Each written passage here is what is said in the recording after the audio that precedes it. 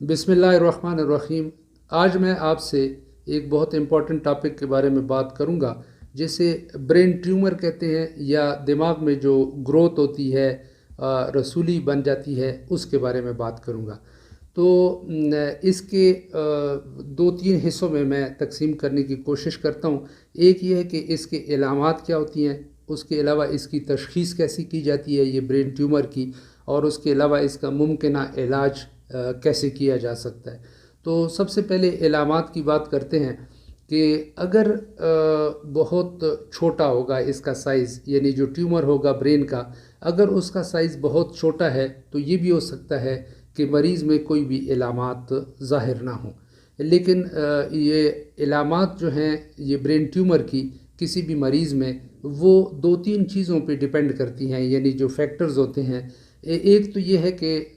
یہ جو ٹیومر ہے، یعنی جو رسولی بنی ہے، گروتھ برین میں ایکسٹرا ہوئی ہے، جسے عام طور پہ کینسر بھی کہہ سکتے ہیں، تو یہ اس پہ ڈیپینڈ کرتا ہے کہ اس کا سائز کتنا ہے۔ اور دوسرا جو فیکٹر ہے وہ یہ ہے کہ وہ کتنی تیزی سے سائز میں بڑھ رہا ہے، یعنی گروتھ کتنی تیز ہے۔ اور تیسرا جو فیکٹر ہے جس کے بنیاد پہ علامات ظاہر ہوں گی کسی مریض میں برین ٹیومر کے، وہ یہ ہے کہ وہ کس حصے میں یہ برین ٹیومر ہے دماغ کے، کیونکہ دماغ کے جو مختلف حصے ہیں ان کا مختلف کام ہے۔ جس طرح میں ابھی آپ سے بات کر رہا ہوں تو یہ جو بولنے کی جو صلاحیت ہے اس کے لیے دماغ کا ایک خاص حصہ ہے، اگر وہ صحیح کام کر رہا ہوگا تو میں بول پاؤں گا، اور اگر خدا نخواستہ وہ ایریا جو ہے فنکشن کرنا چھوڑ دے کسی بھی وجہ سے تو انسان پھر بول نہیں سکتا۔ اسی طرح سننے کی صلاحیت، سونگھنے کی صلاحیت، اور یہ ہاتھ اور پیر جو ہم ہلا رہے ہیں، اس کے لیے برین کے یعنی ہمارے دماغ کے اپنے اپنے حصے ہیں۔ اگر وہ کام ٹھیک کر رہے ہوں تو ہم اپنا ہاتھ بھی ہلا سکتے ہیں، پیر بھی ہلا سکتے ہیں، بول سکتے ہیں، سونگھ سکتے ہیں، اور سن سکتے ہیں، اور اسی طرح دیکھ سکتے ہیں۔ تو یہ ڈیپینڈ کرتا ہے کہ یہ برین ٹیومر کس حصے میں ہے۔ تو یہ ایک امپورٹنٹ فیکٹر ہے، کیونکہ جس حصے میں ہوگا وہاں پہ پریشر ایفیکٹس ہوں گے، اور اس کی وجہ سے پھر اس طرح کی علامات ظاہر ہوں گی۔ اب اگر یہ سائز ایک خاص سائز میں برین ٹیومر ہے اور اس کی وجہ سے تیزی سے بڑھ رہا ہے، تو ایسے مریضوں میں علامات ظاہر ہونا شروع ہو جاتے ہیں، اور اس کے علاوہ یہ جس ایریا میں ہوگا اسی طرح کے علامات آئیں گی۔ مثال کے طور پہ جیسے میں نے بتایا، اگر بولنے کی صلاحیت والی جگہ کے قریب یہ برین ٹیومر ہوگا تو اس پہ پریشر پڑے گا اور وہ ایریا فنکشن صحیح نہیں کرے گا، تو اس کے بعد مریض صحیح طرح بول نہیں پائے گا۔ اسی طرح جیسے باقی ایریاز میں نے بتائے ہیں، اگر ان ایریاز کو ایفیکٹ کرے گا برین کے پریشر ایفیکٹ جسے کہتے ہیں، تو اس کی وجہ سے وہ صلاحیتیں جا سکتی ہیں۔ یعنی ہمارا جو باڈی کا کوئی حصہ کمزور ہو سکتا ہے جسے فالج کہتے ہیں، تو برین ٹیومر کی وجہ سے فالج ہو سکتا ہے، نظر خراب ہو سکتی ہے، اور بولنے کی صلاحیت، سونگھنے کی صلاحیت یہ خراب ہو سکتی ہے۔ اور جو ایک اور کامن سمٹم ہوتا ہے، یعنی جو علامت ہوتی ہے برین ٹیومر کی، وہ یہ ہوتی ہے کہ سر کا درد ہوتا ہے۔ لیکن جو باقی سر کے درد ہیں اور یہ برین ٹیومر کی وجہ سے جو سر درد ہوتا ہے، اس میں یہ فرق ہوتا ہے کہ یہ ایک طرف سر کا درد ہوتا ہے اور مسلسل ہو رہا ہوتا ہے، اور جب وہ مریض جس میں برین ٹیومر ہوتا ہے اس کی وجہ سے جو سر درد ہوتا ہے، وہ مریض جب سیدھا لیٹتا ہے تو یہ سر کا درد زیادہ ہو جاتا ہے۔ تو یہ ایک علامت ہوتی ہے کہ یہ زیادہ چانس ہے کہ یہ برین ٹیومر کی وجہ سے ہو۔ اور دوسری ایک علامت یہ ہوتی ہے کہ ایک مثال کے طور پہ ایک بندہ ہے اور وہ بالکل اس کی نارمل لائف چل رہی ہے، نہ اس کو سر درد ہے اور نہ اور کوئی علامات ہیں، اور کسی لائف کے حصے میں مثال کے طور پہ 40 سال کا ہو گیا، 30 سال کا ہو گیا، 35 سال کا، 50 سال کا، اس وقت تک وہ بالکل ٹھیک چل رہا تھا، اور اچانک اب یہ ہیڈ ایک شروع ہو گیا، اور جو میں نے بتایا ایک خاص ایک طرف جو ہے وہ سر کا درد سے شروع ہو گیا، جب وہ لیٹتا ہے تو اس کی وجہ سے وہ سر درد زیادہ ہو جاتا ہے۔ ایک یہ علامت اچانک شروع ہوگی تو شک ہونا چاہیے، اور ہمیں شبہ ہونا چاہیے کہ اس کو مریض کو برین ٹیومر ہو سکتا ہے۔ اس کے لیے پھر مشورہ کرنا چاہیے ڈاکٹر سے، تاکہ وہ آگے ٹیسٹ کریں اور اس حساب سے پھر تشخیص ہو سکے۔ اور دوسری بات یہ ہے کہ اگر یہ مریض ہے اور وہ اپنی لائف نارمل گزار رہا تھا اور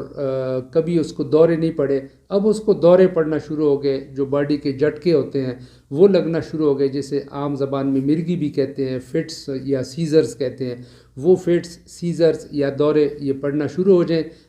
زندگی کی کسی خاص عمر میں، جب مریض پہلے بالکل ٹھیک تھا، کبھی دورے نہیں پڑے اور اب دورے پڑنا شروع ہو گئے، تو یہ بھی